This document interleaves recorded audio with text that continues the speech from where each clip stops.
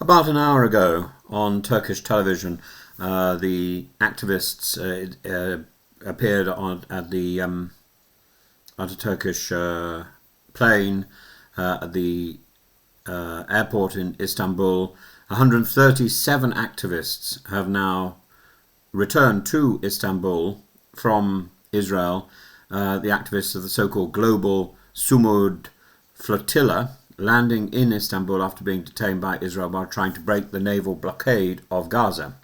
They came from many nations, 36 Turkish citizens, 23 Malaysians, Italians, including members of parliament, Americans, Jordanians, North Africans, and of course Greta Thunberg. Another 50 remain in Israeli custody, and Israel says it will expel them in the coming days. In total, more than 450 people were stopped after some 40 boats attempted to bring aid into Gaza, and I think at least one boat managed to get to the seashore. The images of their return have been celebratory in parts of Turkey. Flags, speeches, talk of honourable resistance. Israel, by contrast, calls the mission a publicity stunt designed to provoke and, in its words, serve Hamas. Both narratives, hero and complicity, miss something important. They rely on a binary that frankly doesn't hold up to scrutiny. It is possible, indeed common, to be horrified by the starvation of civilians in Gaza and to want to send food, medicine and moral support without endorsing Hamas's October 2023 atrocities or its ideology. It is also possible, I think, to criticise Prime Minister Benjamin Netanyahu's siege and war strategy without being anti-Semitic, yet public debate often collapses these positions into one another. Israeli officials brand almost any attempt to breach the blockade as Hamas-aligned, and some Western commentators, meanwhile, treat anger at Netanyahu's government as coded hostility to Jews.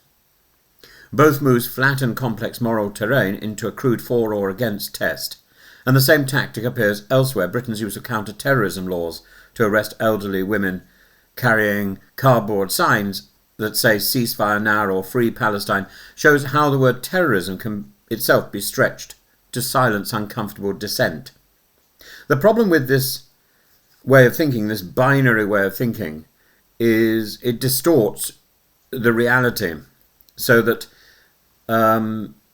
people quite quickly fail to see the distinction between being Jewish and being Israeli and being part of the Israeli government, being the Israeli government and being a conscripted member of the IDF, and so on. There are shades of participation in what is clearly an atrocity, but that atrocity in itself is building on an atrocity by Hamas. So I think one has to be very honest about the complexity of this situation. I think one has to equally be ready to condemn what is condemnable.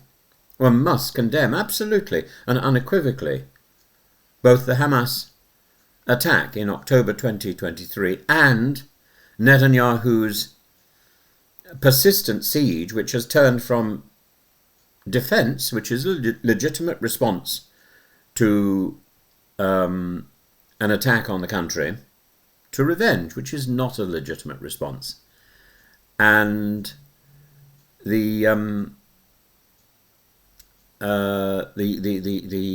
growing targeting of civilians, which is paralleled by the growing targeting of civilians by Russia in Ukraine. We should be honest. The global Sigmund Flotilla was never going to deliver transformative amounts of aid. Israel offered routes via Ashdod, Cyprus and Greece, and the activists rejected these. The Pope offered routes, and I think that becomes disturbing when these things are rejected. But so the flotilla was never intending to deliver aid; it was intending to make a point, and that I find concerning. Arguing that accepting these alternatives legitimised an unlawful blockade. Israel then intercepted the ships, detained passengers, and is now deporting them. Practically, this doesn't break the siege or feed Gaza, but such actions serve another purpose, perhaps. They dramatise civilians' suffering, force governments to respond, and keep Gaza's isolation on the international agenda. That can matter even if it leaves participants open to the charge of symbolism over substance.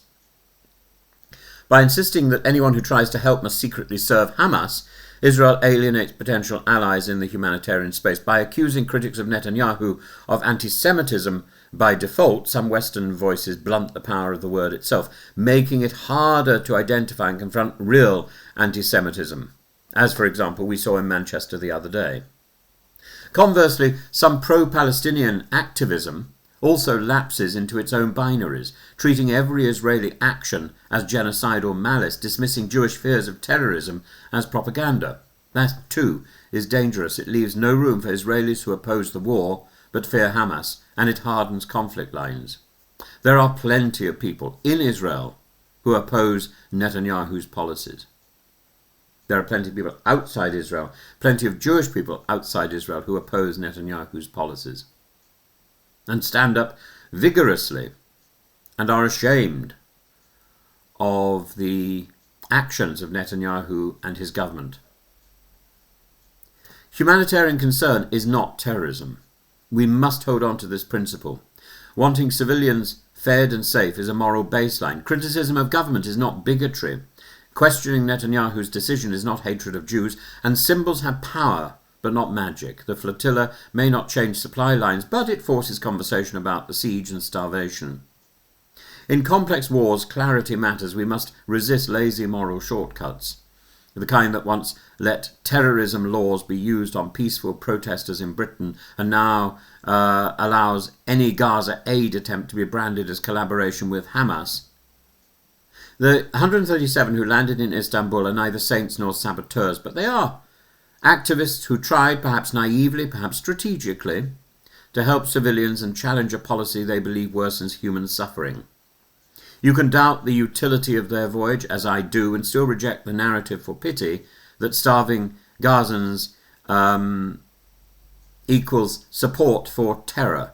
Pity for starving Gazans is not support for terror. It's an opposition to collective punishment, which is appalling and grotesque, hideous. If we lose the nuance, we surrender moral reasoning to propaganda slogans. In conflicts as deadly as this one, that is a surrender humanity cannot afford.